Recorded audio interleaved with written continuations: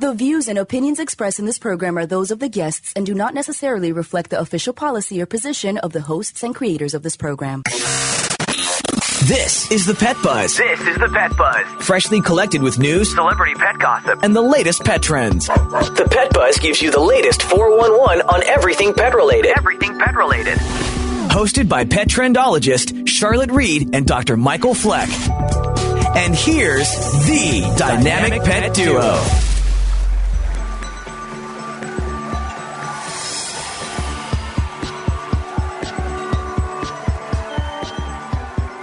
What a week. I have been traveling with my English toy spaniel, Ty the Tongue. We've basically been on my holiday pet preparedness tour. I'm talking about getting pet ready for the holidays. So if you need to get pet prepared for the holidays, watch some of my segments on our social media channels. They'll really, really help you. So let's start the show and begin with our countdown. 4. In segment number 4, my dear friend Krista Wickens, fitness guru, was talking with Dr. Fleck and myself about how to start an exercise program in the cold weather months. Start planning now, and then you'll be ready for the forthcoming snow wherever you are in the country. And in segment 3, after my discussion with Kelly Pratt and Ian Credich, husband and wife photographers, I'm hooked.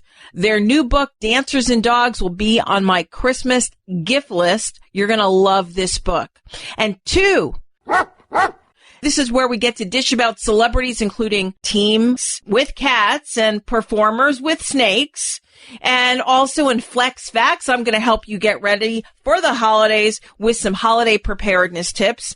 And in 1, if you don't know, I have a golden retriever and they're very prone to cancer, so I want to learn more. A growing number of dogs and cats are diagnosed with cancer each year, and for November, which is National Pet Cancer Awareness Month, we want to help educate pet owners about the signs of cancer and state-of-the-art treatments now offered. Joining us today is veterinarian Joshua Lakowitz, board-certified veterinary oncologist and medical director of Blue Pearl in Queens, New York. Dr. Lakowitz, thank you for joining us today on the Pet Buzz. Thank you very much for having me. It's nice to be with you both. I really appreciate your time. Very good. Well, let's start out by telling us how many dogs will develop cancer in their lifetime. So the statistics show that upwards of about 50% of dogs will develop cancer within their lifetime. And typically it's in the older population of pets, so that number will increase. And that 50% number, we reach that at about 10 years of age in dogs. Wow. I mean, I knew it was something like 1 in 3, but that's a lot. I mean, that's a lot of dogs that could potentially get cancer. And Correct. What about cats? Cats, it's a little bit less. So cats, we see a lifetime risk of upwards about 1 in 3. So about 30 to 35% of cats will develop cancer in their lifetime. And again, it's usually going to be middle-aged to older patients, and that lifetime risk is going to increase as age increases for both dogs and cats. So is cancer, obviously cancer is more common in dogs than cats based on these statistics, but what can you tell us? Are there differences in the species as well as compared to humans who are diagnosed with cancer? Well, interestingly enough, in dogs, genetically, they are very close to humans. And so there are a lot of corollaries between canine cancer and human cancer, both in types of the genetic changes that allow the cancer to develop, as well as the types of cancers in the certain body parts that we see. So there are a lot of parallels that we will actually see in comparing dogs to humans. Maybe not to the same degree in cats. Genetically, they're not quite as similar, but dogs very similar to humans. And it's usually going to be met in the types of cancers that we are actually going to diagnose them with. You know, as a practicing veterinarian, I can corroborate everything you're saying. I see all of that every day in practice. So if you've just joined us, we're talking with Dr. Joshua Lakowitz, board-certified veterinary oncologist and the medical director of Blue Pearl in Queens, New York. So what types of cancer are we seeing more of in both the species? Well, let's start with dogs. So dogs, it's more of a mixed types of cancers that we will actually see across the board. We do see, quite a few lymphoid malignancies, such as lymphoma. We do see quite a bit of bone cancer, osteosarcoma. We see quite a bit of mammary gland cancer, mammary gland tumors. And about 50% of mammary gland tumors are benign or malignant. but the malignant form is about half of those. And then we can see a variety of different types of skin tumors, and that ranges from the more commonly diagnosed mast cell tumor to a variety of different types of soft tissue sarcomas. That would be kind of the top few cancers that we see in dogs. So the types of cancers that we see in cats, by and large, lymphoma is going to be the top number one type of cancer we see, among other types of lymphoproliferative malignancies, different types of leukemias as well. But lymphoma is going to rank top of the list.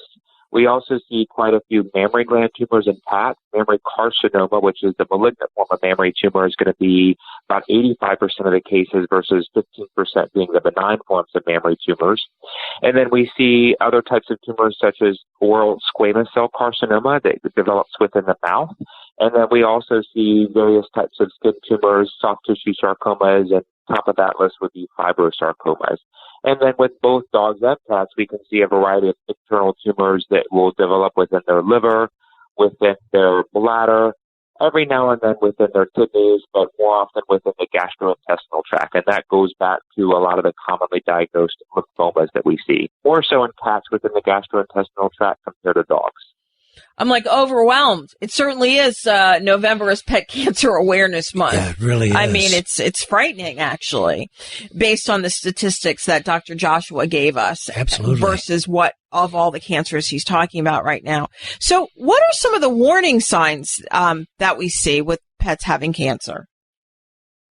Well, it really depends on where the cancer develops within the body. If we think of external tumors, ones that develop within the skin or underneath the skin, you may simply just notice a lump or a bump or a swelling or a mass. If it develops within the skeletal system, for instance, with osteosarcoma in dogs, you may just notice lameness.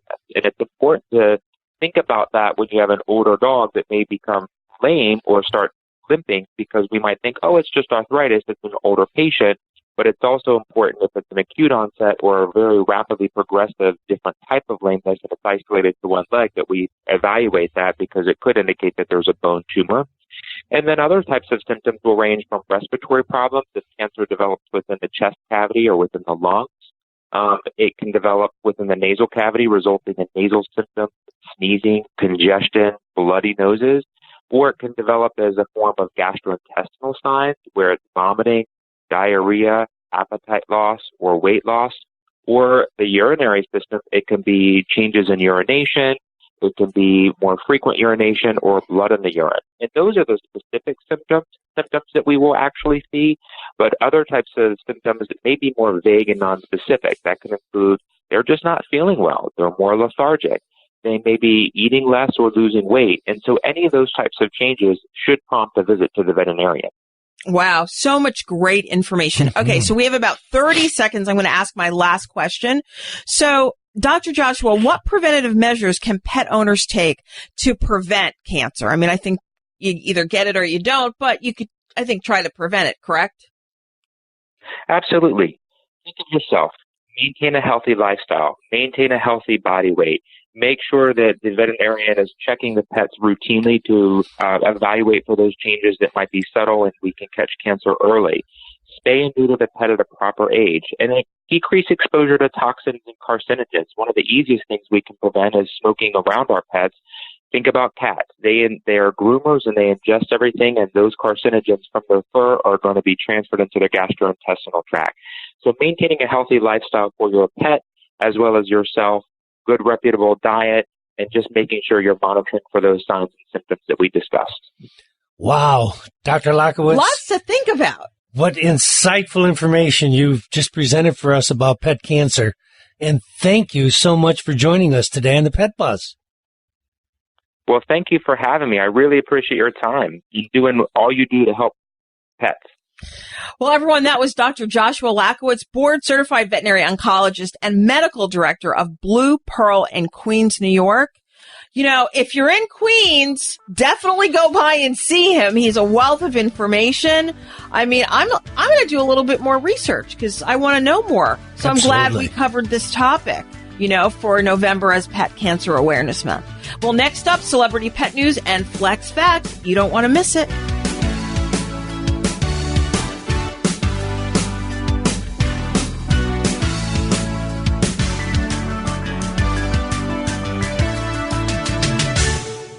You are listening to The Pet Buzz with pet trendologist Charlotte Reed and veterinarian Dr. Michael Fleck. We would love to communicate with you via social media.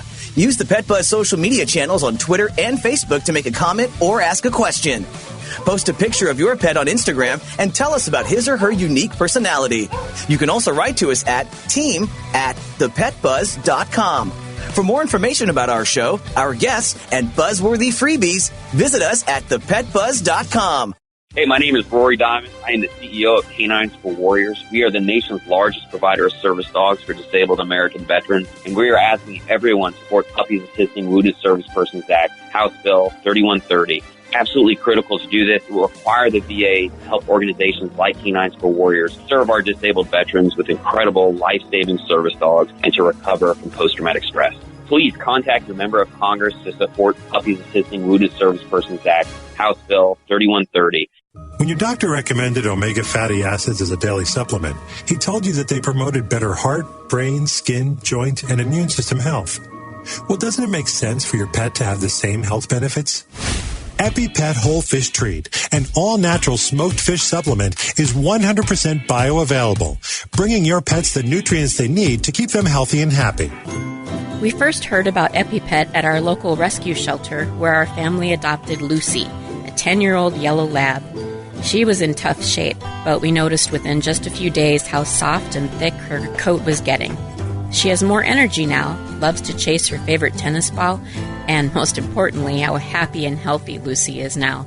We could not be happier. Thanks, EpiPet. To order better pet health for your dog or cat, just visit epi-pet.com. That's epi-pet.com.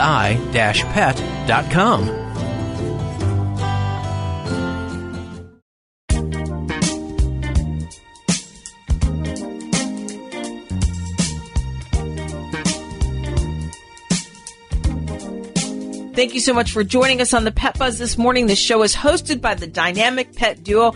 I'm pet trendologist Charlotte Reed, and Dr. Fleck is out on special assignment.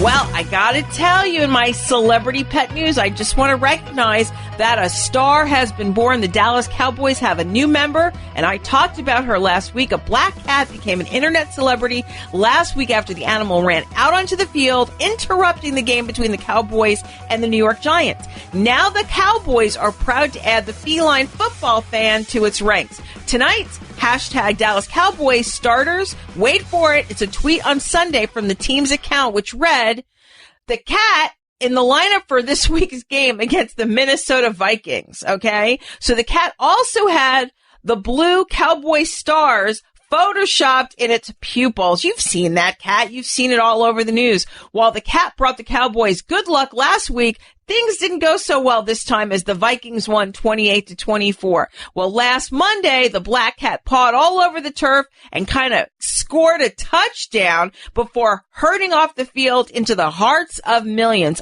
Understandably, the question everyone had after the game was, well, what happened to the cat?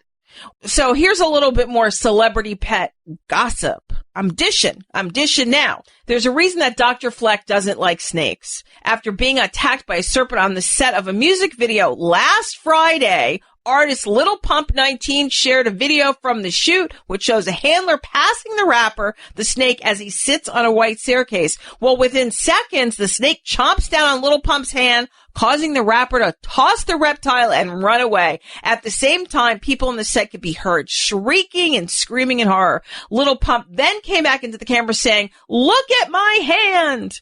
While the hip-hop star sustained a pretty nasty bite and was gushing with blood, lesson learned, only Britney Spears can tame snakes. And now what you've been waiting for, Flex Facts. Welcome to Just the Facts. Just the Facts. Fact or fiction? Just the facts, ma'am. You want answers! I want the truth! This is going to take long. You got the time? You know, pets can really ruin a holiday if you're not prepared. Decrease your seasonal stress by pet prepping your dog, cat, guest, and home for the upcoming holidays. So I'm going to give you a few pet-friendly, my top tips for creating a pet-friendly home.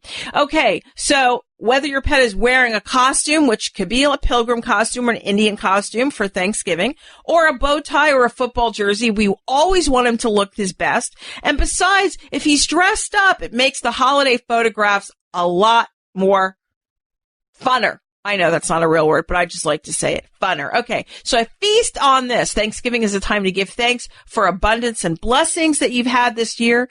And additionally, we know it's a food fest, so why wouldn't you want your four-legged family member to eat the same food as the rest of the family? But here's the thing. They can't up until now. So Evangers can make that happen. That's Evangers Dog Food Company can make that happen with a variety of U.S. source premium nutrition for dogs and cats.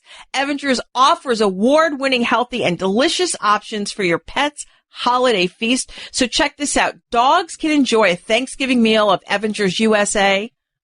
Organic turkey with carrots and potato dinner. That sounds really yummy. It looks pretty good too. And cats can delight in eating Evangers USA organic turkey and butternut squash, naturally cooked in its own juices. And for Christmas, there's duck.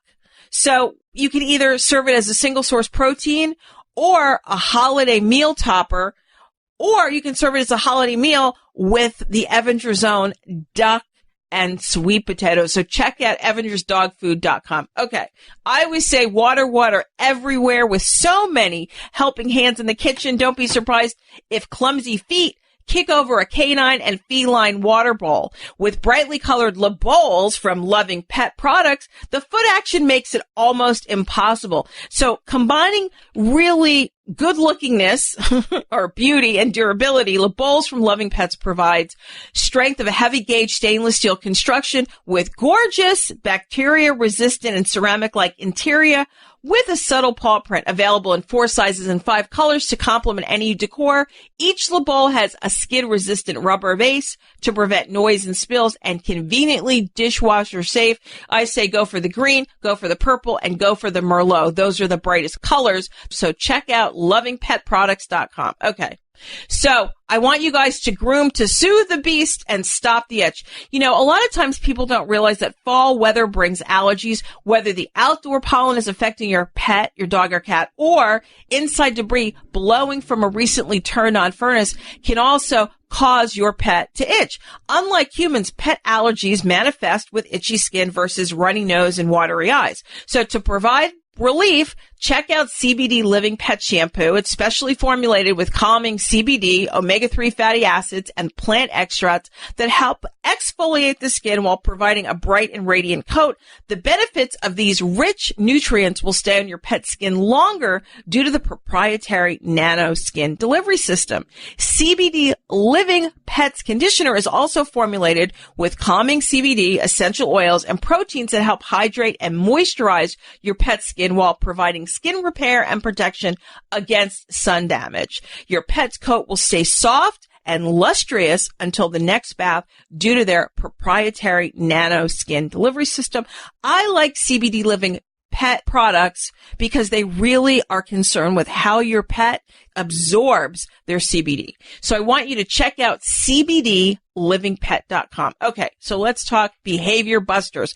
I don't know if you know this, but 7 out of 10 pets have behavior issues, and the holiday festivities seem to help them get on the naughty list. Well, no spray helps your pet be on their best behavior, making sure that they are on the coveted nice list. This blend of pheromones and sound is great for stopping dogs from barking or sneaking food off the counter, and it's perfect for Christmas tree climbing cats too. The best part is the sound doesn't scare your pet, so whatever their bad behavior is, one spray of no and the behavior is gone. So check it out on Amazon.com as well as Tevrapet.com. Okay.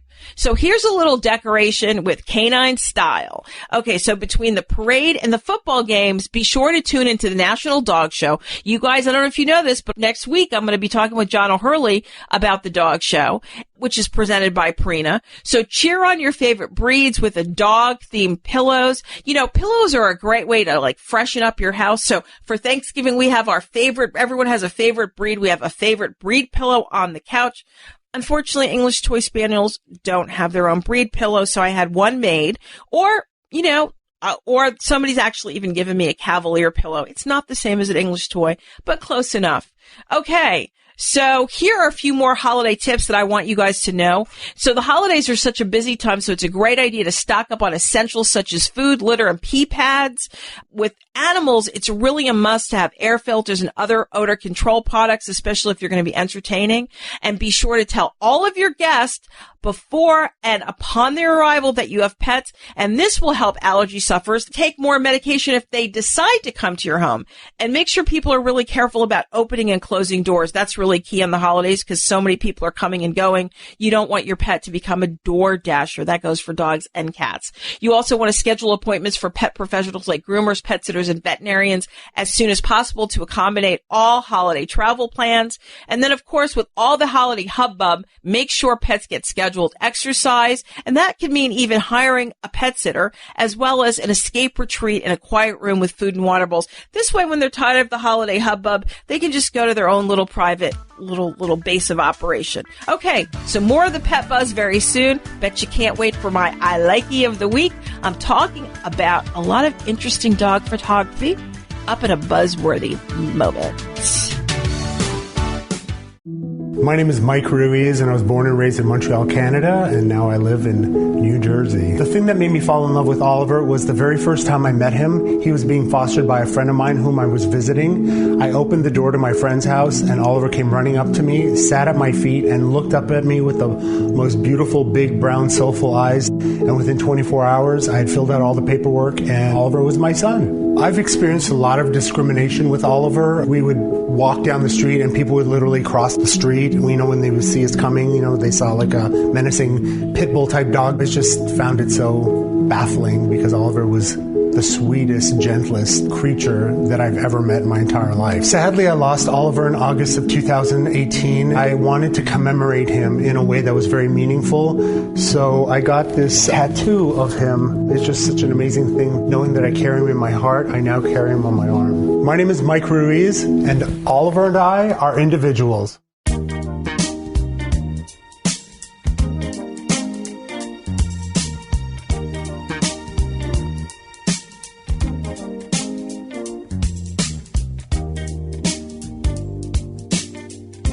Welcome back. You're listening to The Pet Buzz, the best in pet talk radio. I am pet trendologist Charlotte Reed. And now for my I Likey of the week. Your attention, please. I love... It's not sex, but it's close. Oh my god, I'm so happy. We're about to enter a world of wondrous imagination, not only of sound but of mind, of things and ideas. So, a group of golden retrievers recently took over the Barnes Street train station outside of London. Imagine all these cream-colored golden retrievers on a train platform. Human travelers couldn't help themselves, and they all took several photos of these fluffy, creamy, beautiful Goldens. So what's so funny is that so many people took pics of these dogs that it was reported that one shot had been shared over 30,000 times on social media, prompting commuters to ask, what beautiful thing is happening in Barnes? Turns out that these Goldens gathered on the train station platform to pose for a calendar being put together to benefit Battersea Dogs and Cat Home, a UK animal shelter. It's a very famous organization. Well, the calendar cast 26 different golden retrievers, as well as different dogs, to pose in places where you're not usually used to seeing pets. Some of the other pages in the upcoming calendar include photos of 2 dogs going on a movie date. That's hysterical. 2 dogs sitting in a movie seat with a rose in an empty movie theater. Wonder what they're going to be doing. As well as several pooches putting a little twist on the Beatles' iconic Abbey Road album cover. That actually is my favorite shot. You can imagine instead of 4 Beatles, 4 golden retrievers are crossing Abbey Road. Well, the calendar was the idea of Anne Mullins, the founder of the Barnes Golden Group, also known as the BGs. BGs. I like that. Mullins created the group as a way to connect with other dog owners and is now using her creation to help other pets. She says dog owners are such a beautiful lot, so I thought it would be fun to do a calendar and give the proceeds to a dog charity. Ours are a pampered, much-loved lot and not all dogs are. And I think that's a fair statement by Ann Mullins. So photographers Sophie Farah and Tom Pierce took shots in 13 locations for the 2020 calendar, which is not available for purchase. I would look online if you're a golden retriever fan, and as well as dog lover, and see these great shots. I mean, they're very, very humorous, but here's the most important thing. It's a great inspiration for people here in the States to do something really similar and raise money for charity. Okay, so let's move on with our guest for this segment.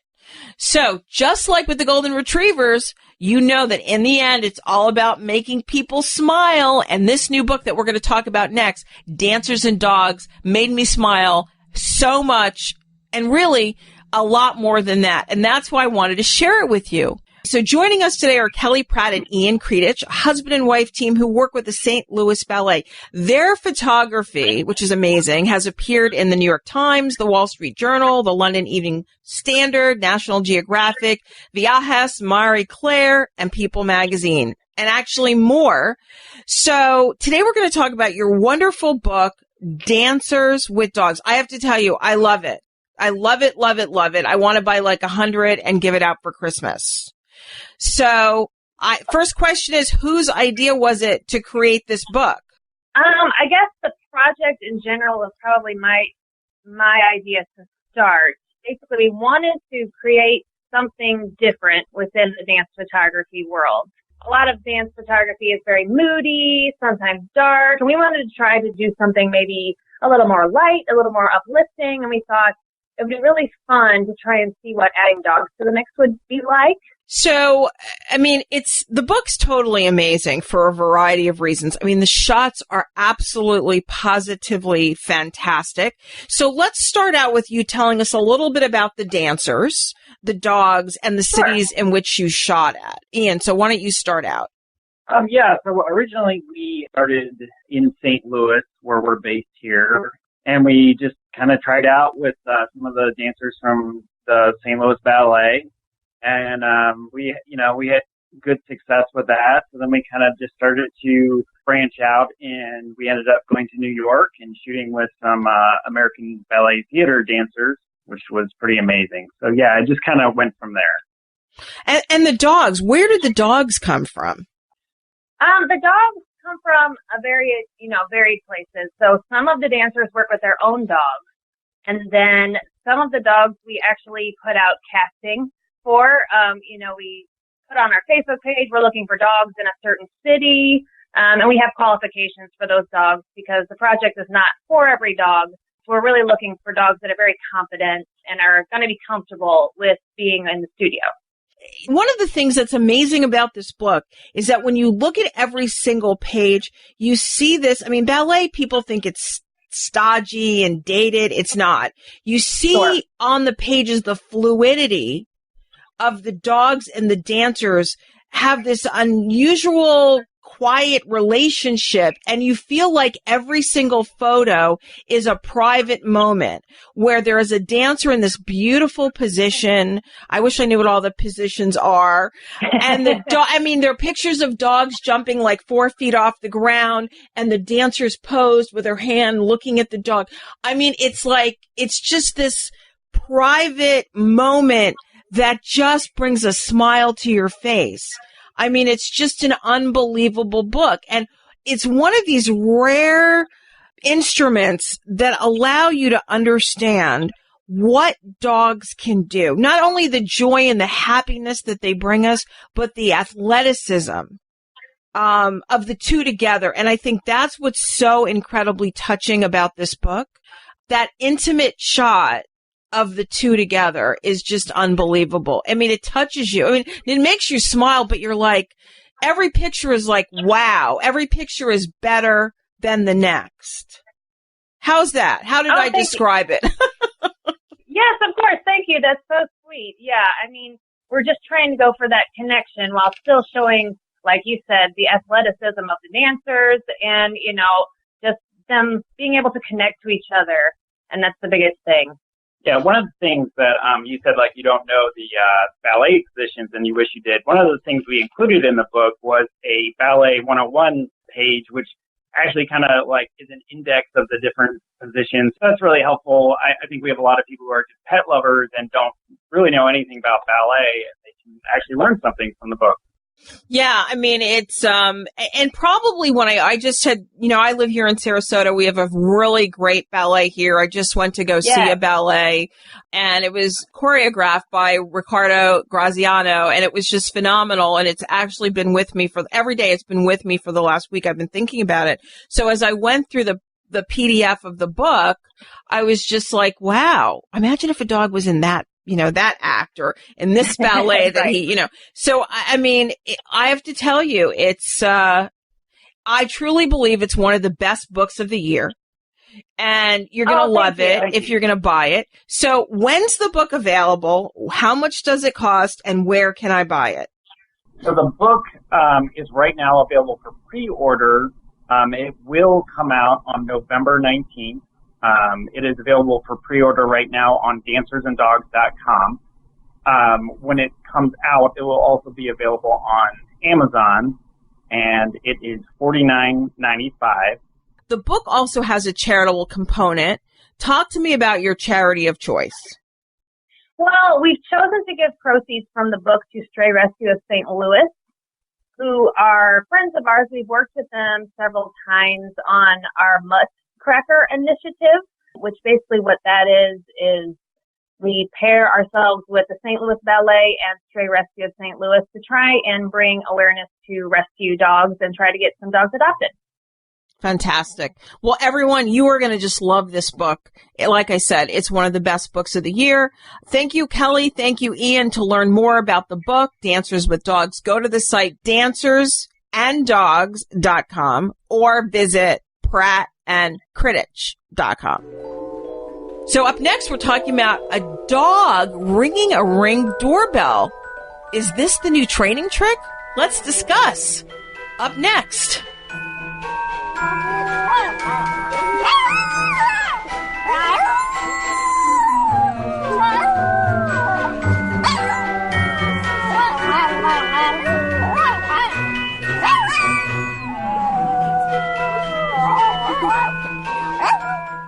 You are listening to The Pet Buzz with pet trendologist Charlotte Reed and veterinarian Dr. Michael Fleck. We love to communicate with you via social media. Use the Pet Buzz social media channels on Twitter and Facebook to make a comment or ask a question. Post a picture of your pet on Instagram and tell us about his or her unique personality. You can also write to us at team@thepetbuzz.com. For more information about our show, our guests, and our buzzworthy freebies, visit us at thepetbuzz.com. I want to be a contender. I want a warm belly to sleep on. A big house. How do I look? Do I look good? I want to play hard. My nails done once a month. I want a home. I just want a home. I want someone to love. Last year, more than 30,000 companion animals came to us without homes. 20,000 of them were felines. Let's make some homes. A person is the best thing to happen to a shelter pet. Be that person. Adopt.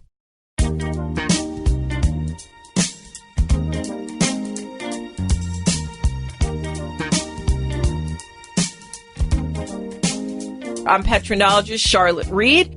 We're urban, suburban, and country. And now for our global news. And now, Pet Buzz news from around the globe. Well, a clever dog who was accidentally locked outside of her owner's home rang the doorbell to get back in. Yes, that's right. Chica, a Labrador mix living in McDonough, Georgia, is one of the family's 3 dogs. And when her owner, Robert Fox, went outside for the evening to put his chickens away, something about that, the fox went out to put the chickens away.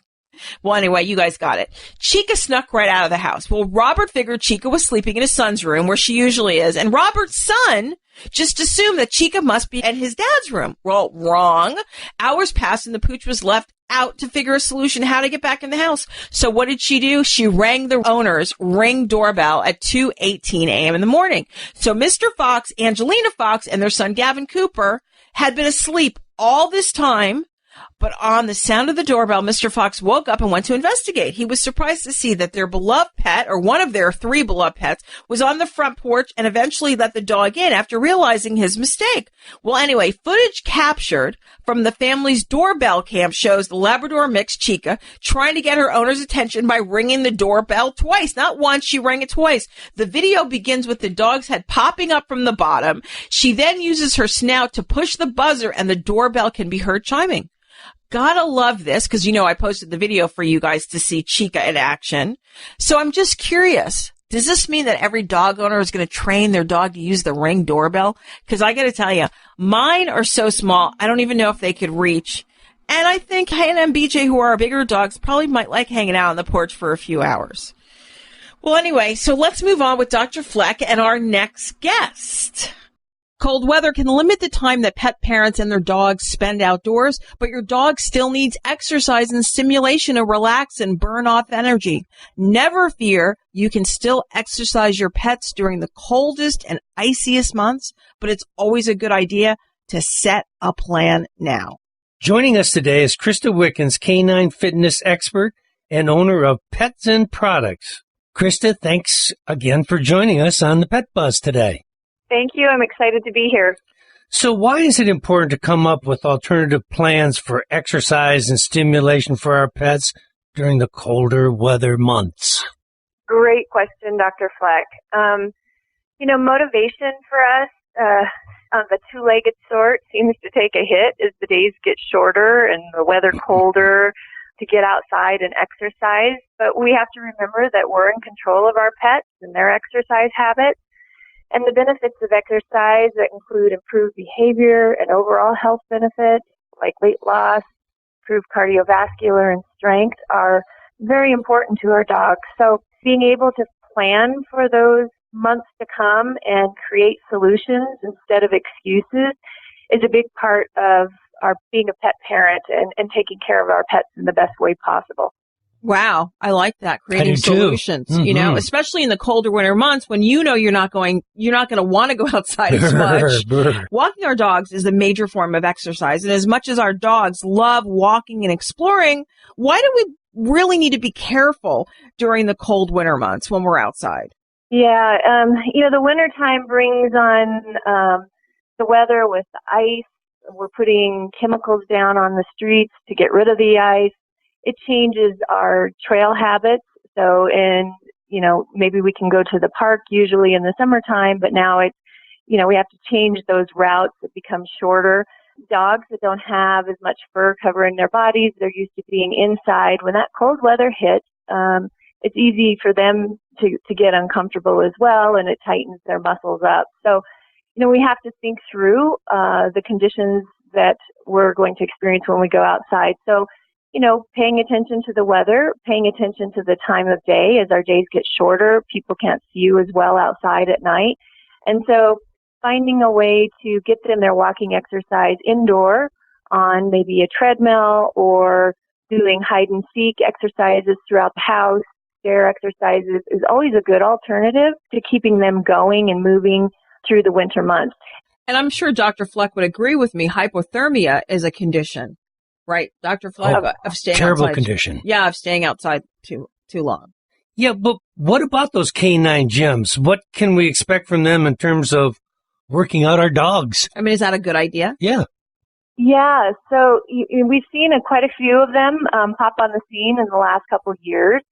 And when they first started, a lot of the canine gyms, it didn't have an educated workforce that was showing you how to exercise your dog properly. It was more of a trend, an exciting idea to give a gym for a dog. And now there are several certifications out there for trainers to get that educate them on the proper way to exercise indoors. It's great because they have all the equipment. They can teach you proper technique, as well as it's a good social outing for both you and your dog. I agree with that. It is. If we go to the gym, you know how much preparation it should really take and good instructions to do it properly. Same thing for our pets. You're a gym rat, so absolutely. This is a great interview for you. It really is. So if you've just joined us, we're talking to Krista Wickens, a fitness guru and overall awesome gal. Love her. Well, one of the things I always find fascinating is, and I'll ask you, isn't it true that mentally and physically we can stimulate our pets when they're eating? Absolutely. I think this is a very important point, Charlotte. When they're eating, playing games, making it fun is a great way to mentally stimulate them. And I think that sometimes we get in the mode of just autopilot, right? We feed our pets, we walk away. We want them to exercise, we walk away. But dogs are very social animals, and they thrive on the interaction between their human and them.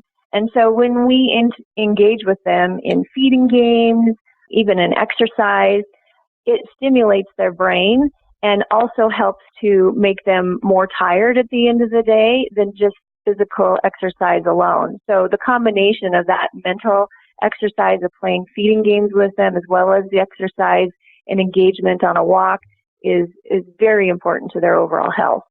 Toys. Talk about toys. Oh, gosh. The toy market has just gone crazy. There are so many opportunities, again, for us to engage with our pets. In the winter months, Frisbee is not a great game to play in the house, but tug games can be fun. If your dog is not a tugger, there's toys and wands that can catch their attention to help them move throughout the house. You've got the squeaky toys that a lot of dogs like to just chomp down on, which is good for their jaws. So I think in the toy department, that's one area that the pet industry has definitely gone over the top and provides so many opportunities depending on what your dog's personality is. So many opportunities, and even the pet tech toys where you could be sitting at your desk and robots and maneuvering the robot around or maneuvering the bone around or the ball around. I mean, it's great. Your pet can get a lot of exercise, but then again, you're not working, so make sure your employer doesn't see you. Think about the person too. Make sure your employer doesn't see you. Krista, great recommendations and great thoughts for our listening audience. Thank you for joining us today.